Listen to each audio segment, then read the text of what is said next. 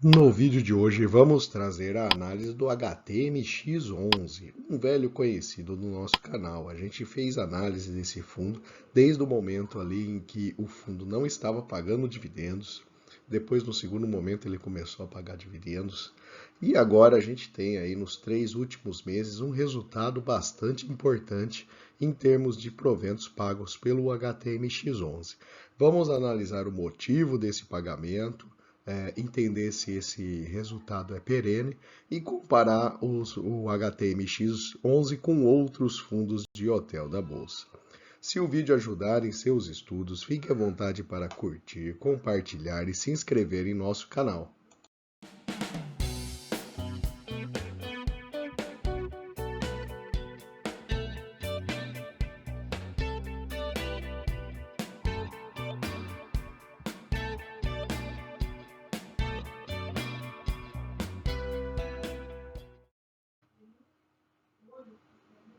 Vamos começar pelo ponto que a gente analisa primeiro em todos os fundos imobiliários que a gente analisa no canal, trazendo a composição do portfólio.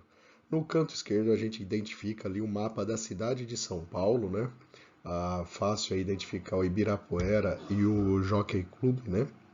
A gente tem em cada bola ali uma posição de um hotel que possui algum quarto dentro do portfólio do fundo. Então a gente identifica aí que é uma região bem concentrada, é uma região movimentada também de metro quadrado mais elevado na cidade de São Paulo e temos 22 imóveis que compõem esse portfólio.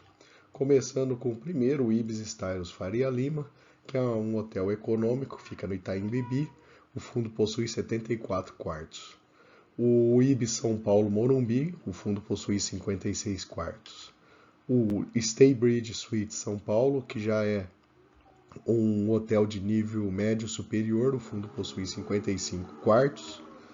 O Grand Stam Plaza, que também é de nível superior, né, com 51 quartos no portfólio. O Ibis São Paulo Congonhas, com 50 quartos. O Stam Plaza Internacional de padrão intermediário, o fundo possui 40 quartos. 25 quartos de Stam Plaza Funchal, também padrão intermediário. O Intercity Paulista, 21 quartos. O Stam Plaza BN, 20 quartos. 13 quartos de Stam Plaza Ibirapuera. O Ibis Budget Jardins, 10 quartos. 10 no Windham São Paulo Paulista. Intercity Premium Nações Unidas. Inside by Meliá São Paulo Iguatemi. Windham Berrini, Blue Tree Faria Lima, a gente observa que o número de quartos vai diminuindo bastante, né? Parking by Radisson Berrini, 6 quartos somente. Ibis Budget Paulista, Stam Plaza Nações Unidas, Ibis São Paulo Paulista, Intercity Premium Ibirapuera, Meliá Jardim Europa, o fundo possui somente 3 quartos. É interessante comentar que esse tipo de operação é a seguinte, né? Não sei se vocês já tiveram contato com esse tipo de situação, mas quando, por exemplo, vai se fazer um empreendimento, um hotel, pode-se buscar outros investidores que façam um investimento em conjunto. E nesse caso você passa a ter um quarto de hotel ali, pagando determinado valor. Então é basicamente esse tipo de operação que o fundo entra, né?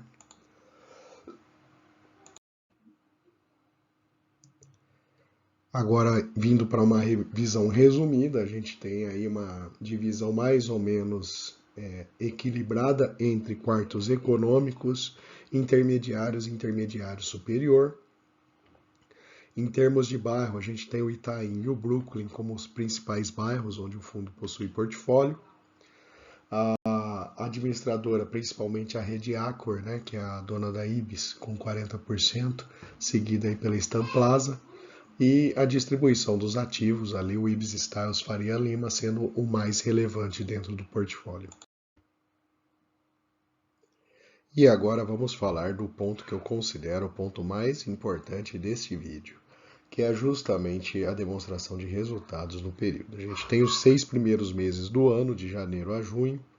A gente percebe que em termos de receita de diárias, nos 3 primeiros meses foi um pouco mais tímido, um pouco mais de 1 milhão, mas de abril a junho tivemos um resultado melhor, aí oscilando na casa aí de 2 milhões, até um resultado bastante importante no mês de abril de 2023. Mas também nos 3 últimos meses de resultado a gente identifica ali a receita com a venda de quartos, que representou aí um resultado importante no fundo. Então, essa linha especificamente é um resultado que não é um resultado que vai se repetir no futuro.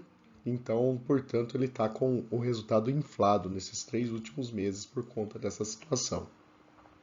A gente olha ali que a receita de diárias deu 1,30, né, por cota e 1,03 de receita com vendas de quartos. Portanto, aí levando o resultado para cima como um todo. Mas, independente disso, né, é importante notar aí que houve um crescimento importante no resultado do fundo como um todo. Vamos aproveitar também por falar em alguns detalhes operacionais dos hotéis, né? Em termos de taxa de ocupação, que é o primeiro gráfico, a gente observa ali que até 2019 vinha numa faixa ali na casa de 70%, depois caiu significativamente e foi subindo aos poucos. E hoje a gente já está numa faixa ali, em alguns meses, beliscando aí valores um pouco mais altos do que 70%. Mas ainda não podemos dizer que estabilizou totalmente, mas já está bastante próximo. A diária, ela vinha na faixa de 350 ali antes de 2019 e agora ela já está atingindo valores aí na casa de R$ 600. Então já teve um aumento importante na diária. O RevPAR, que é a combinação das duas situações, né, apresenta aí um ganho bastante, um patamar maior do que aquele praticado no ano de 2019. E o recebimento por quarto, outra medida também, a gente observa esse crescimento aí ao longo do último ano.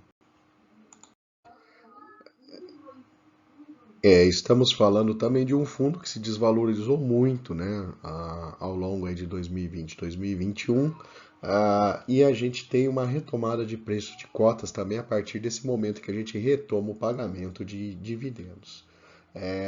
Nesse horizonte de um ano, natural que ele tenha excedido bastante aí o valor do CDI, do IPCA e do IFIX, né?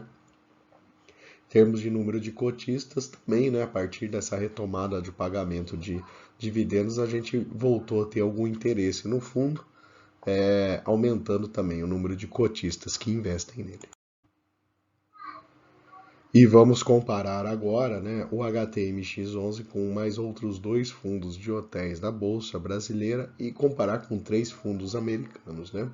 De cara, a gente já identifica que os fundos americanos apresentam um patamar de dividend yield bem mais baixo, né? O HTMX11 está com 10,4, não é um resultado ruim para um fundo de tijolos, né? A sua relação preço-valor patrimonial está 1,02, também bastante próximo do seu patrimônio. Houve crescimento de 15% do seu dividend yield em 3 anos. A liquidez na casa de 600 mil, que é um patamar relativamente baixo de liquidez, né? Normalmente a gente busca aí fundos com mais de 1 milhão diários de liquidez, né? Seu patrimônio de 200 milhões aproximadamente e 1% de taxa de administração sobre o seu patrimônio líquido. E o histórico de investimentos há 1 a 2 anos, né? Com essa recuperação de valor da cota e o pagamento de dividendos, houve um resultado bastante importante, aí, bem mais alto do que a inflação nesses períodos. Neste gráfico a gente já observa aí a evolução da cota do fundo, ele já está recuperando bastante os valores ali, né? Chegando aí a patamares próximos aí ao que a gente tinha em 2018 e 2019. O seu valor patrimonial de 137,77. Então, bastante próximo da cotação atual dele. E finalmente vamos trazer os pontos positivos e negativos para investimento no HTMX11. Do lado positivo, a gente tem um bom nível de diversificação de imóveis dentro do nicho que o fundo propõe, né? Então ele é diversificado entre imóveis, mas não em termos de nicho. Ele tem um foco na estadia de negócios, né, que tem se recuperado muito aí nos últimos 2 anos. A melhora do cenário de ocupação e do valor da diária também deve trazer bons resultados para ele no futuro. E o histórico de ganho recente bastante positivo, mostrando que investir em bons ativos, né, que podem trazer um bom retorno futuramente, é uma alternativa que consegue trazer para o acionista aí um bom retorno, mesmo no curto prazo. Do lado negativo, a gente tem a receita impulsionada, pelo menos nos últimos 3 meses, pela venda de quartos, né? Então é um resultado não recorrente.